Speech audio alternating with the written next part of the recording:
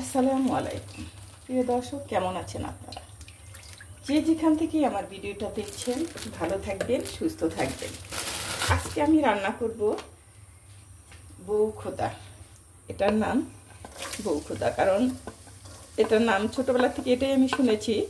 তারপর এটা আরও কয়েকবার দেখানো হয়েছে। আজকে আমি বাসায় যেটা রান্না করি সেটাই আমি ভিডিও করে দেখাই, কারণ এক্সট্রা করতে গেলে আমার অনেক কষ্ট হয়। আমরা যারা মহিলারা সংসারে কাজ করি তারা ভাবি সবসময় যে কীভাবে আমাদের সংসারটা উন্নতি হবে, কীভাবে আমরা উন্নতি করব, কীভাবে বাচ্চাদের শিক্ষা দীক্ষায় বড় করব। সেজন্যে কেউ যদি চাকরির যোগ্যতা অর্জন করে, লেখাপড়া শেষ করে, সেও বসে থাকে না। আবার দেখা যায় অল্প শিক্ষিত তারা সেলাই অন্য কিছুতে জড়িয়ে যায়। এভাবেই তারা সংসারটা উন্নতি করে। বাচ্চা কাচ্চাদের ক্ষেত্রে, সংসারের ক্ষেত্রে, সব ক্ষেত্রে আমাদের টাকা ছাড়া তো আমাদের কোনো উপায় নেই। তারপরেও দেখা যাচ্ছে যে এক আপু দেখা গেল যে সে জবও করে, তারপরে আবার সে আবার সংসারও করে। বাচ্চা কাচ্চা বলি, আমরা তোমাকে অনেক মিস করি আম্মু, কিন্তু কী করার, কিছু তো করার নেই, করতেই হবে। কারণ পৃথিবীতে বেঁচে থাকতে হলে টাকার দরকার, গাড়ি বাড়ি সব কিছু। তাই আমরা সবসময় যেটাই করি না কেন ঠিকভাবে করব, ঠিক সময় করব। আমরা মহিলারা পারি না এমন কিছু নাই, সব কিছুই। তবে আমরা ভালো কিছু করার চেষ্টা করব। তেজপাতা দিয়েছি, সেটা দেখানোর কিন্তু মুখে বলা হয়নি। তেজপাতা দিয়েছি এই জন্যেই, শুধু ফ্লেভারের জন্য। এটা স্বাদ বাড়ায় না, ফ্লেভারটা ভালো আসে, সেই জন্যেই তেজপাতাটা ইউজ করা হয়।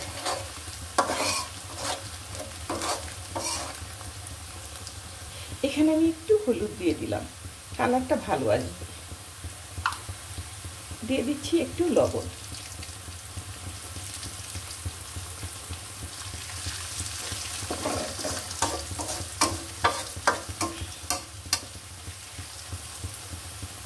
এখন আমি স্টিনারে ঢেকে দিয়েছিলাম, মানে যেটা পানি ধরার জন্য, দিয়ে দিচ্ছি।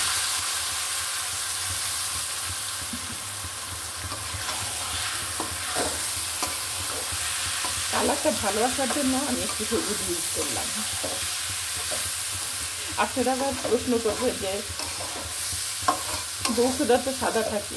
হ্যাঁ থাকে, তবে আমি ইউজ করলাম এই জন্যে যে প্লেটে দেখতে ভালো লাগবে, আর খেতেও হলুদ তো খাবার জন্য বেশি উপকার আমাদের শরীরের জন্য।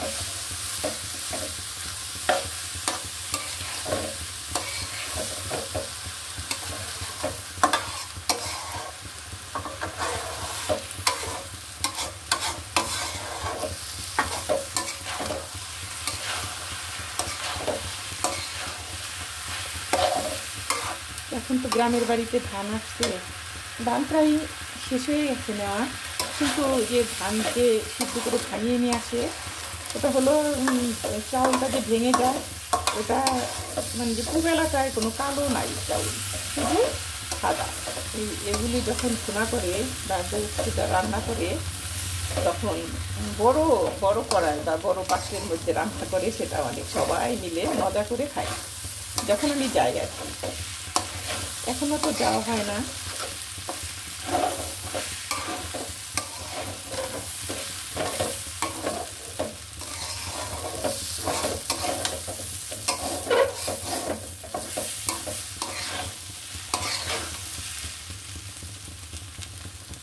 চাউলটা ভালো করে কষিয়ে দিলে ফ্লেভারটা ভালো আসে।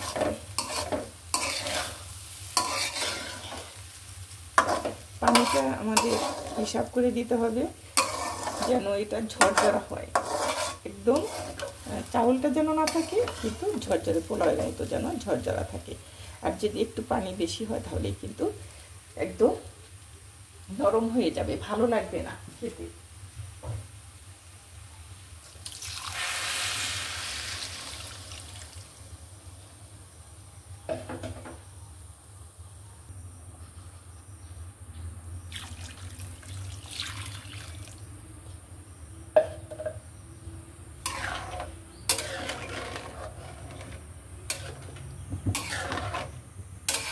আবার আঁচটা বাড়িয়ে দিলাম।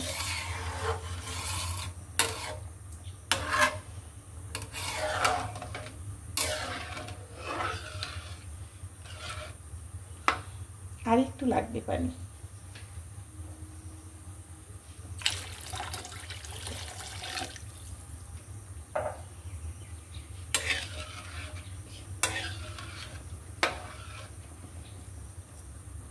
ভাতের চাউলটা যেভাবে আপনারা মেপে দেন পানি হাতে, ওই অনেকে আবার ভাতের মার গেলে ফেলে, আমি আবার ওইভাবে আন্দাজ করে দিয়ে নিলাম, হয়ে যাবে আমার, কারণ আমার অভ্যাস হয়ে গেছে। আপনারাও ওভাবে দিবেন, ভাতের চাউলে যেভাবে দেন ওভাবেই দিবেন, তাহলে দেখবেন পারফেক্ট হবে।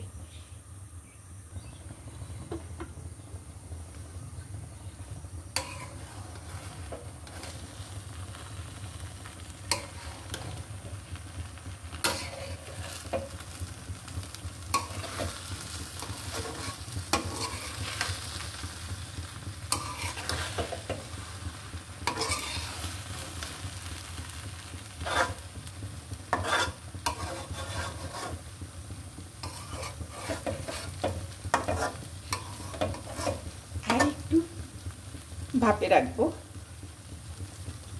5 মিনিট।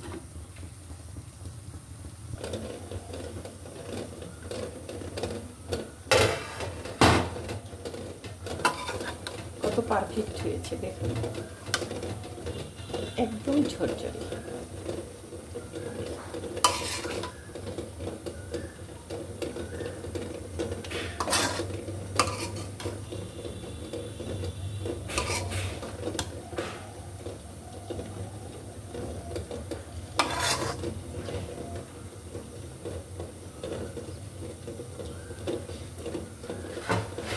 হয়ে গেছে। এখন আমি ডিম ভুনা করব।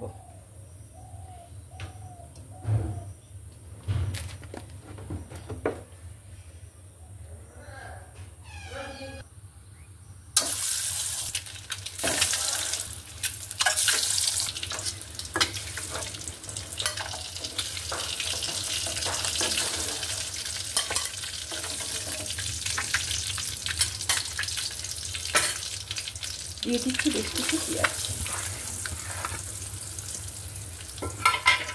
দিয়ে দিচ্ছি কাঁচামরিচ,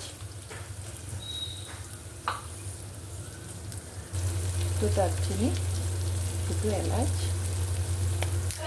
1 তেজপাতা, একটু মরিচ, একটু হলুদ, মরিচটা দেওয়া হলো ফ্লেভারের জন্য, একটু লবণ,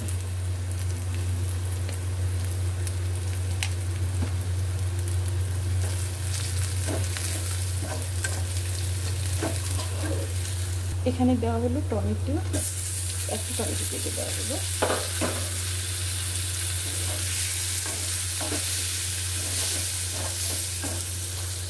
এখানে আমি একটু পানি অ্যাড করব।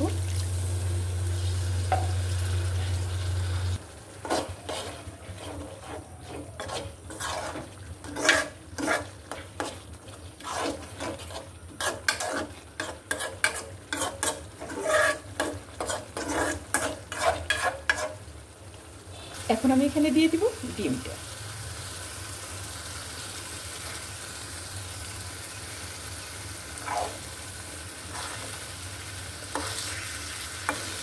খেতে দারুণ লাগবে।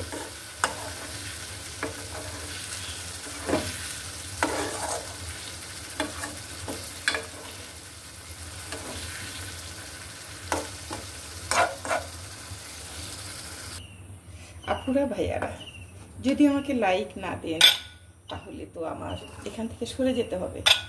এজন্যই সরে যেতে হবে যে আমার লাইক একদমই হচ্ছে না। আমার 1 বছরের বেশি হয়ে গেছে আমি ইউটিউবে কাজ করছি, কিন্তু আমার লাইক একদমই নেই। সেই জন্য আপনাদের বলছি বারবার, কিন্তু যদি না করেন তাহলে তো কিছু করার নেই। কি করব আমি ভেবে পাচ্ছি না। আমাকে একদমই লাইক হয়তো ভুলে দেওয়া হচ্ছে না। আপুরা সবাই আমাকে কমেন্ট করে বলে যে আপু অনেক সুন্দর সুন্দর কমেন্ট করে আপুরা, কিন্তু আমার কিছুই করার নেই, লাইক হয়তো ভুলে দেওয়া হয় না।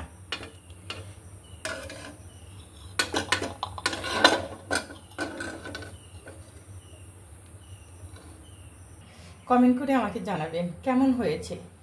লাইক তো আপুরা অবশ্যই দিবেন। ভালোবাসা রইল এটুকুই। আল্লাহ হাফেজ।